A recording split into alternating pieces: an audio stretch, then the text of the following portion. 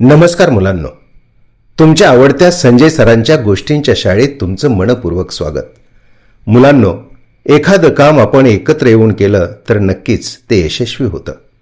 बघा ना मुलांनो, तुम्ही शाळेत आल्याबरोबर सर्वजण मिळून शाळेचं मैदान स्वच्छ करता.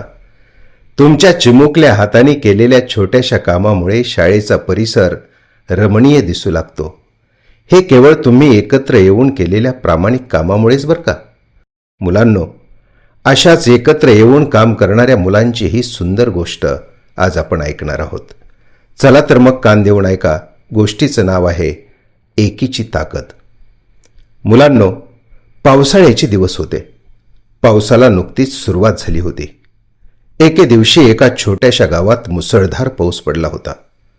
चोहो बाजूला पाणीच पाणी दिसत होतं. सारं शिवार पाण्यानं भरलेलं होतं. काही जणांचं खूप नुकसानही झालं होतं. पावसाचं पाणी प्रचंड वेगानं इकडून तिकडं वाहत होतं.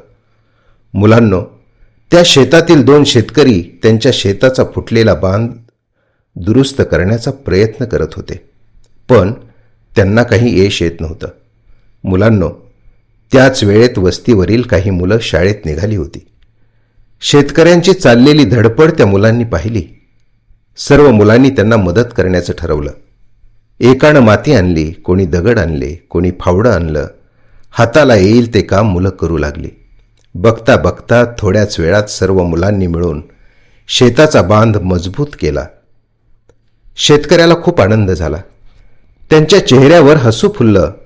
त्यापैकी एक शेतकरी म्हणाला, अनेक हात एकत्र आले की मोठं कामही सहज होतं.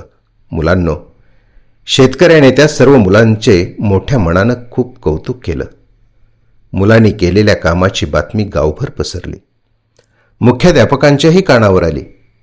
दुसऱ्या दिवशी मुख्याध्यापकांनी विद्यार्थ्यांचं कौतुक केलं. सर्वांनी टाळ्या वाजवल्या. मुख्याध्यापक म्हणाले, एकी म्हणजे फक्त एकत्र उभं राहणं नाही, तर एकी म्हणजे एकमेकांच्या मदतीला धावून जाणं. मुलांनो, त्या दिवसापासून शाळेतली सर्व मुलं मिळून सर्व कामे आनंदाने करू लागली. एकीमध्ये ताकद असते आणि सहकार्यामध्ये यश दडलेलं असतं याची जाणीव मुलांना झाली. पालक हो, आपल्या मुलांना छोट्या कामात सहभागी करून घ्या. एकत्र काम करण्याची सवय त्यांना जबाबदारी आणि सहकार्य शिकवते.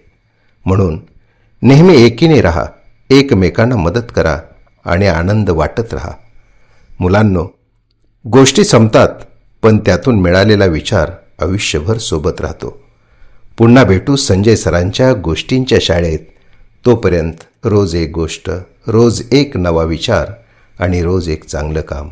धन्यवाद.